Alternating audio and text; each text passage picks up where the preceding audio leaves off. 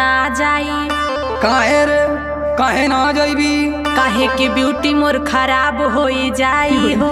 कटी ना गेहूं तलिया के खियाई हो। जेली आयल हवे उहेला के खियाई हो।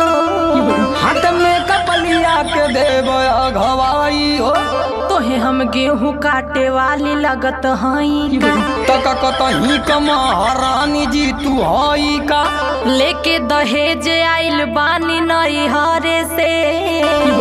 हाथ लतियाई के भगाई देहब घर से। देखा कुछ हो कला हमसे न होई कटिया हो।